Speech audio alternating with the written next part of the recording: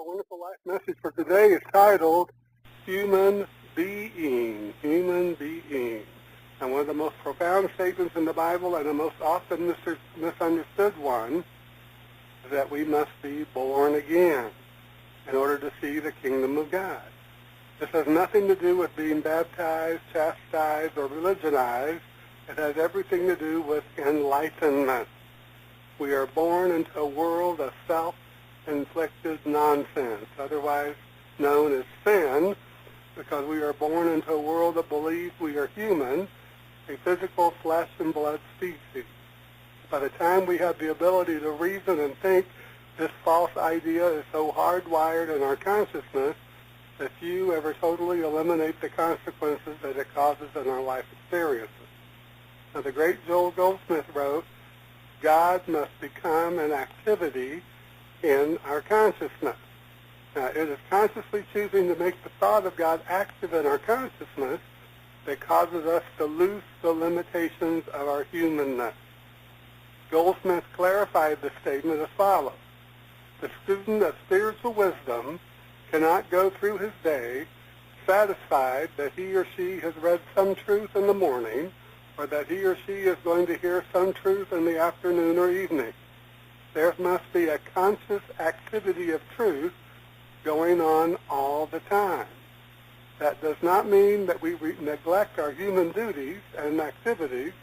It means that we train ourselves to have some area in consciousness always active in truth. Whether we look out at forms of nature such as trees, flowers, or oceans, or whether we are meeting people, we find some measure of God in each experience. We train ourselves to behold the presence and activity of God in everything around us and to abide in the Word. That was from Joel Goldsmith. This really is not that difficult once we begin to make the decision to put this into practice. We all have experiences that bewilder us at times, that once we take the time to know within our mind that there is God or good in the experience, we regain our clarity of thought in a positive way. Now, when I was going through ministerial training under the great Dr. O.C. Smith in Los Angeles, he sent us on an assignment to go out and sit on the ocean, on the beach, and look out into the ocean and get a sense of the infinity of the ocean, so that we could gain a greater sense of the infinity of the Spirit that we call God. It's important for us to understand that this is infinite, beyond anything our human mind by itself could ever conceive of. Let's look at these words from the Holy Scriptures. God is a spirit. God is a spirit. This is a spirit, not God is spirit, but God is a spirit, and they that worship him must worship him in spirit and in truth. That's from the Gospel of John 4:24, and these words are attributed to the Mastermind Jesus. And now let us go back to what this means for you and me. We're going to go all the way back to the book of Genesis 1:27. So God created mankind in his own image. In the image of God, he created them. Male and female, he created them. And so if we accept the words of the Mastermind Jesus, that God is a spirit, and we accept the revelation from Genesis that God created mankind in his own image, then we know and accept that we are spirit having a human experience. And even if we don't accept either of these biblical passages as important to us, an intelligent person with knowledge of science and physiology will accept them as the truth. The greatness of us is not in our physical form, but in our thoughts and ideas and the images that we create in our mind. So much will come into our mind if we just stop thinking, I am only human, for this is never the truth about any of us.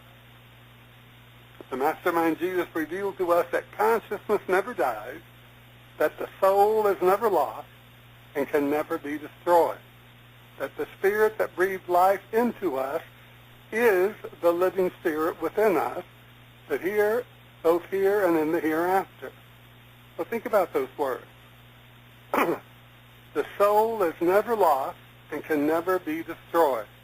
That the Spirit that breathes life into us is the living Spirit within us, both here and in the hereafter. That's why Jesus said, and he said this with great clarity, the kingdom of God is within you.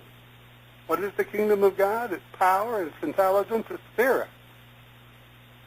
It's ideas, it's images, it's all these things that make up the spirit of us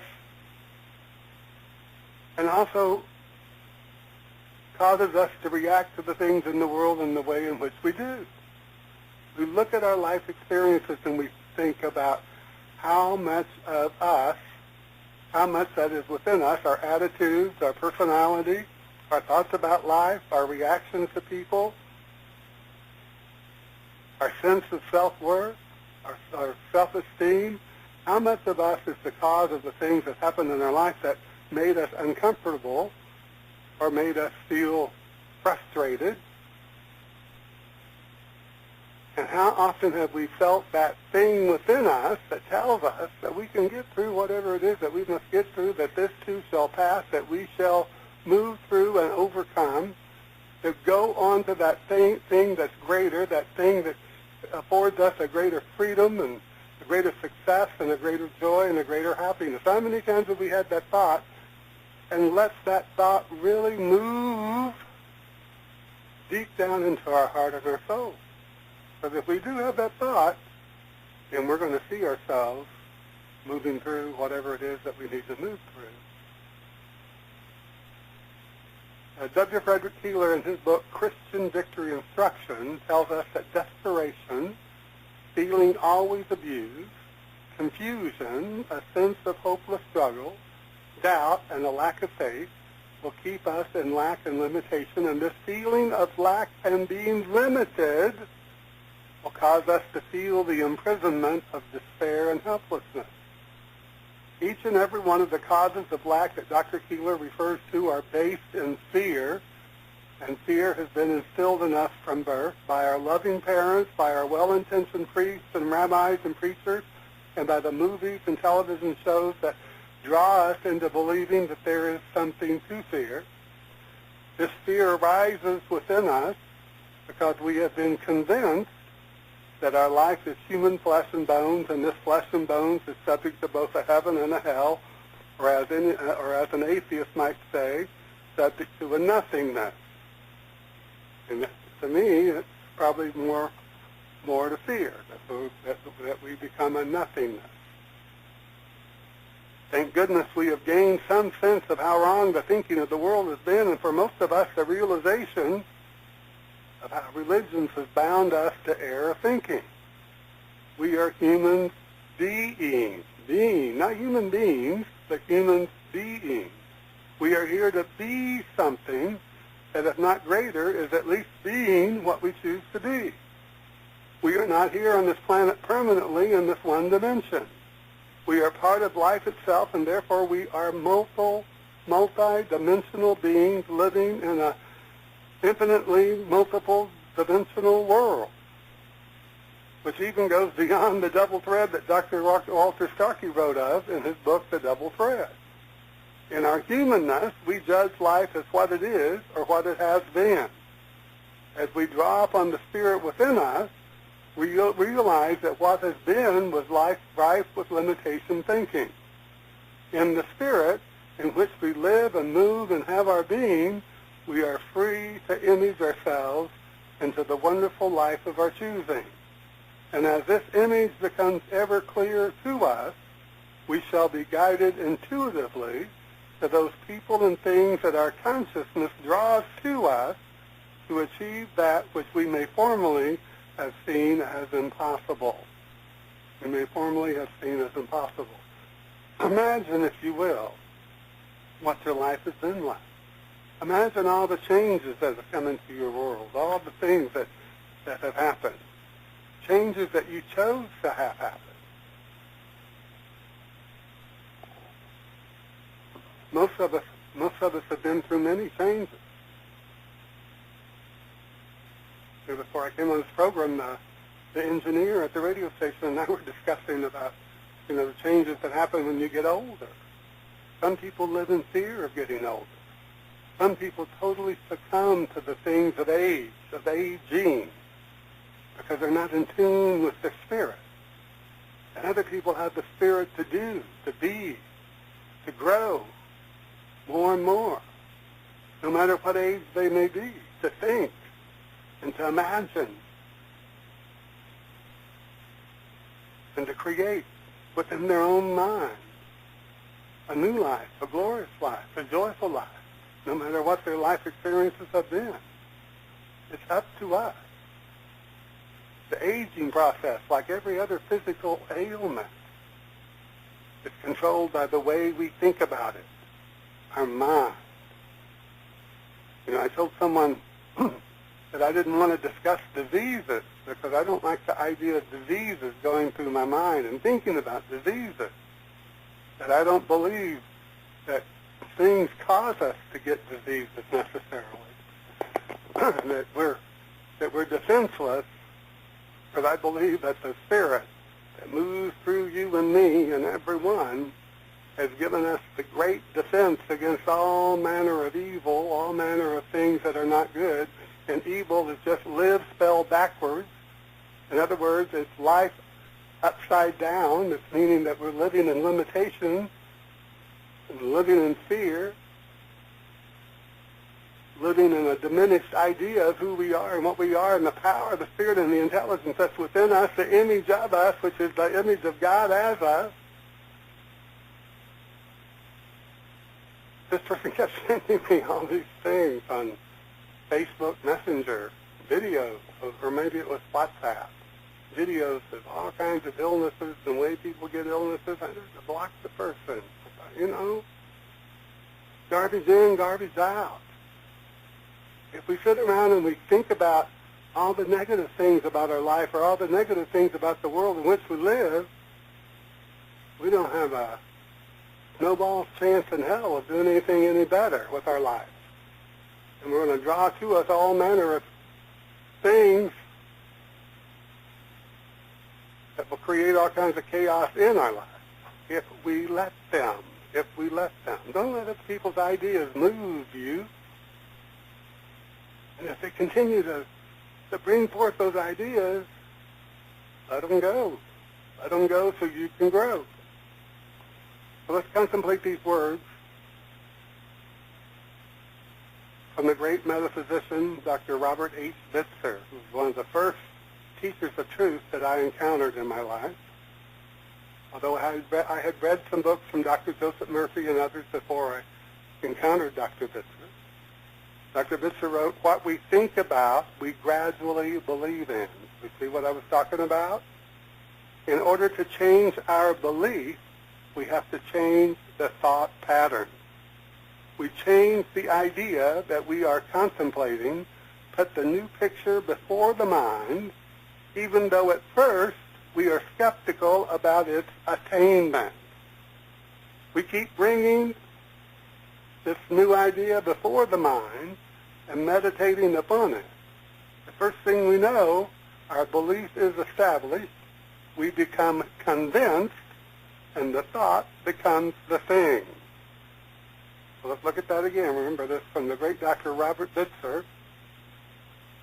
He founded the Hollywood Church on Sunset Boulevard and ran that church until he left this life expression and went on to something else. So what we think about, we gradually believe in. In order to change our belief, we have to change the thought pattern. We change the idea that we are contemplating, put the new picture before the mind, even though at first we are skeptical about its attainment. We keep bringing this new idea before the mind and meditating upon it. The first thing we know, our belief is established, we become convinced, and the thought becomes the thing. The thought becomes the thing. So he telling us right here and there, or right here and now, how we can progress in all this. Let's go back to those words from Dr. Joel, I guess he wasn't a doctor, the great Joel Goldsmith. That God must become an activity in our consciousness. That's what Dr. Visser is telling us is the same thing. Our good must become an activity in our consciousness, because our good and God are inseparable. Our good and God is the same. A student of spiritual wisdom cannot go through his day, his or her day, satisfied that he or she has read some truth in the morning, or that he or she is going to hear some truth in the afternoon or evening. There must be a conscious activity of truth going on all the time. That does not mean that we neglect our human duties and activities. It means that we train ourselves to have some area in consciousness always active in truth. Whether we look out at forms of nature such as trees and flowers or oceans, or whether we are meeting people, we find some measure of God in each experience. We train ourselves to behold the presence and activity of God in everything around us and to abide in the world. Okay, now, what he's telling us is really not that difficult once we begin to make the decision to put this into practice. So all we need to do is take the time to sit down and think about what's going on in our life. Think about what's happening in our experience. It's up to us. It's up to us to do it. It's up to us to believe it. Let's go back and let's impress these words of Dr. Visser on our mind. one of the great teachers of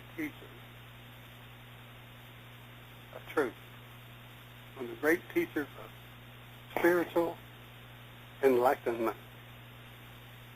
What we think about, we gradually believe in. In order to change our belief, we have to change the thought pattern.